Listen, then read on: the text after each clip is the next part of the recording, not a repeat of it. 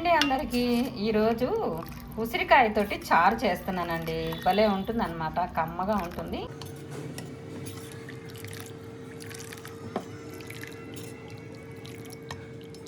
ఇదిగోనండి, ఉసిరికాయ రసం చేయడానికి ఇలాగా పచ్చిమిర్చి, టమాటాలు, ఇలా ఉసిరికాయ ముక్కలు అన్నీ కట్ చేసి పెట్టాను. కొత్తిమీర, కరివేపాకు అన్నీ రెడీగా పెట్టాను అనమాట. ఇప్పుడు ఇవి ఉసిరికాయ ముక్కలు, అలాగే ఈ టమాటాలు, కొన్ని మిరియాలు మిక్సీలో వేసుకోవాలండి. మిక్సీ బట్టి చూపిస్తా. కొంచెం చిన్న బెల్లం ముక్క కూడా వేసుకోవాలండి. బెల్లం వేసుకుంటే బాగుంటుంది. అదిగోండి, కొంచెం చిన్న బెల్లం ముక్క కూడా వేసాను.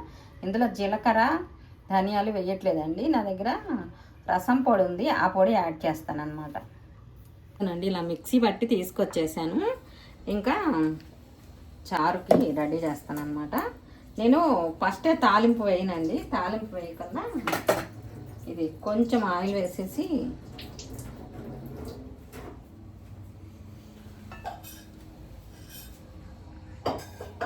లైట్ కొంచెం ఆయిల్ వేస్తాను. ఇదంతా ఇట్లా ఫ్రై చేస్తాను అన్నమాట.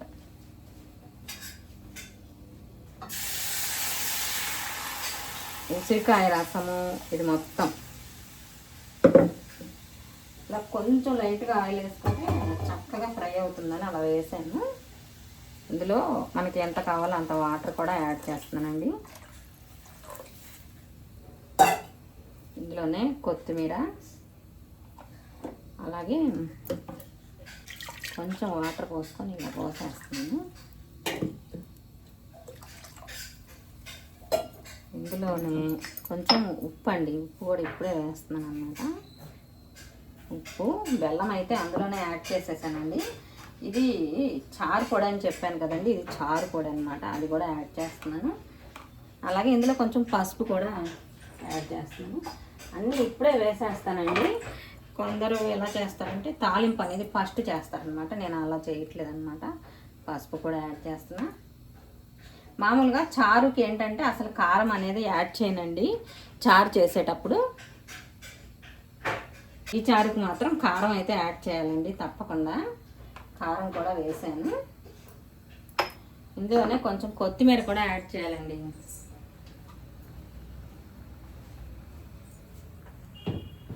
కొంచెం కొత్తిమీర,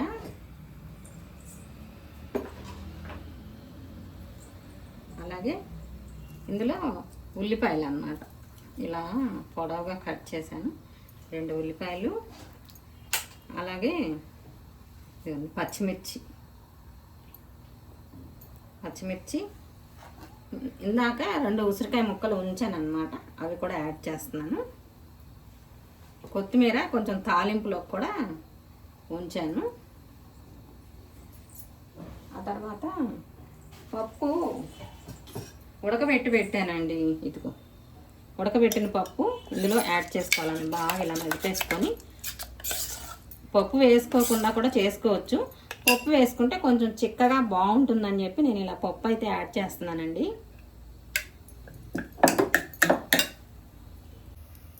ఇదిగోనండి, పప్పు కూడా యాడ్ చేసేస్తున్నాను. బాగా మెదిపేసుకోవాలన్నమాట ఈ పప్పు.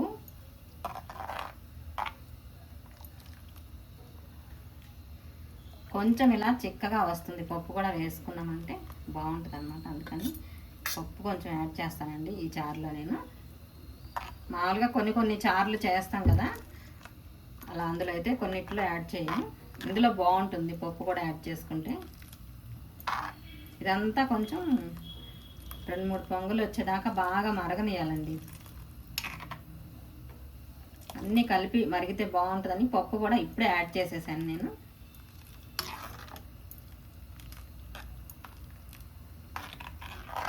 మరి ఎక్కువ పప్పు అవసరం లేదండి. కొంచెం చాలా చిన్న గ్లాస్ అంతా ఉడికించాను, అదే ఇందులో యాడ్ చేశాను అన్నమాట.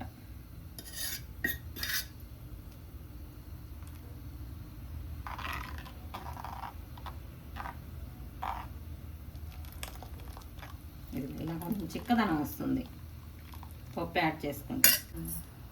ఇదిగోనండి, కొంచెం ఇదిగో చూసారా, చాలా తక్కువ చింతపండు, ఒక నిమ్మకాయలో కంటే కూడా చాలా తక్కువ అనమాట. ఎందుకంటే టమాటాలు పులుపు ఉంటాయి, ఉసిరికాయలు కూడా పులుపు ఉంటాయండి. ఆ వగరతనం అనేది ఉండకుండా ఉంటుంది అనమాట, అందుకని యాడ్ చేశాను నేను. ఇదిగోనండి ఇలా పొంగు వస్తుంది అనమాట. ఒకసారి కలుపుతున్నాను. 2-3 పొంగులు వచ్చేదాకా కొంచెం మరిగించుకోవాలి. ఇది ఇడ్లీలోకైనా కూడా చాలా బాగుంటుందండి, రైస్లోకైనా బాగుంటుంది. కమ్మగా ఉంటుంది అన్నమాట. చారు అంటే చాలా బాగుంటుంది. ఇందులోకి ఏదన్నా రైస్ చేసినప్పుడు ఫ్రై లాంటిది ఏదన్నా ఉందనుకోండి బాగుంటుంది. ఇదైతే రెడీ అయిపోయిందండి. ఇది పక్కన పెట్టేస్తాను. పక్కన పెట్టి ఇంకా తాలింపుకి రెడీ చేస్తాను. ఇదంతా తాలింపు పెట్టుకోవాలండి, బాగుంటుంది. ముందే తాలింపు వేయకూడదు అనమాట. ఇలా మరిగించి ఆ తర్వాత తాలింపు వేసుకుంటే బాగుంటుంది అన్నమాట. ఇదిగోనండి తాలింపు కోసం ఇవన్నీ రెడీ చేశాను అనమాట. వెల్లుల్లిపాయలు కొన్ని చారులో వేయను అనమాట. కొన్ని వాటిల్లో ఇందులో మాత్రం వెల్లుల్లిపాయ వేసుకోవచ్చు, బాగుంటుంది. అందుకని వెల్లుల్లిపాయ కూడా రెడీ చేశాను. కరివేపాకు, కొత్తిమీర, అలాగే ఆవాలు, జీలకర్ర అన్నీ రెడీ చేశాను. కొంచెం ఆయిల్ వేసేసుకొని ఆవాలు, కొంచెం జీలకర్ర, వెల్లుల్లిపాయ,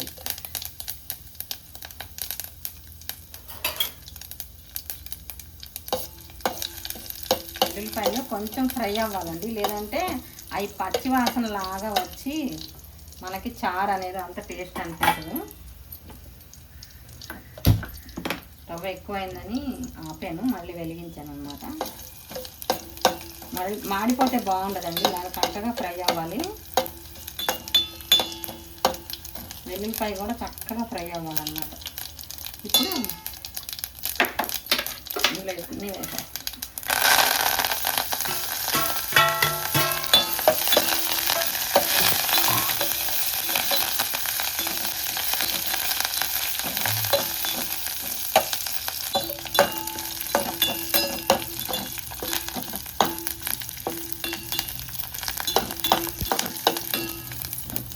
ఎండుమిర్చి కూడా ఇలా ఫ్రై అవ్వాలండి. ఫ్రై అవుతేనే టేస్ట్ బాగుంటుంది అన్నమాట, కమ్మగా ఉంటుంది. ఇదంతా చక్కగా ఫ్రై అయిపోయిందండి. స్టవ్ అయితే ఆపేసాను. ఈ చారు మొత్తం ఇందులో యాడ్ చేసేసుకోవాలండి. ఇలా కరివేపాకు కొమ్మలతో పాటు వేసాను కదండి, ఇంక ఇది తీసేయచ్చు అనమాట. ఇది పక్కన పెట్టేస్తా. మనము గిన్నెలో వేసుకునేటప్పుడు గిన్నెలకు తగులుతూ ఉంటాయి అన్నమాట, అందుకని తీసేసా. ఇదంతా ఇందులో యాడ్ చేసుకోవాలి.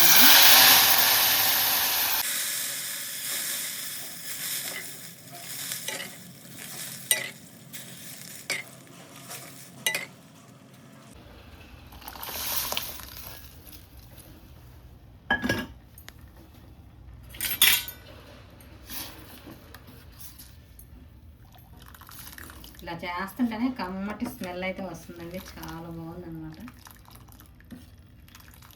కొంచెం మనము కందిపప్పు యాడ్ చేస్తేనే ఈ చిక్కదనం అనేది వస్తుందండి, బాగుంటుంది. రెడీ అయిపోయిందండి. ఇంకా రైస్లో అయినా ఇడ్లీలో అయినా బాగుంటుంది ఇది.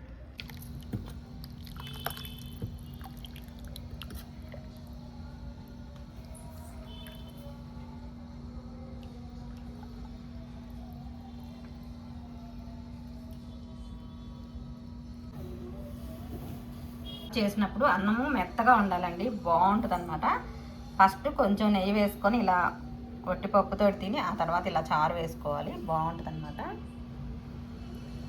అన్నం కూడా కొంచెం మెత్తగా ఉందనుకోండి భలే ఉంటుంది అనమాట, టేస్ట్ చాలా బాగుంటుంది.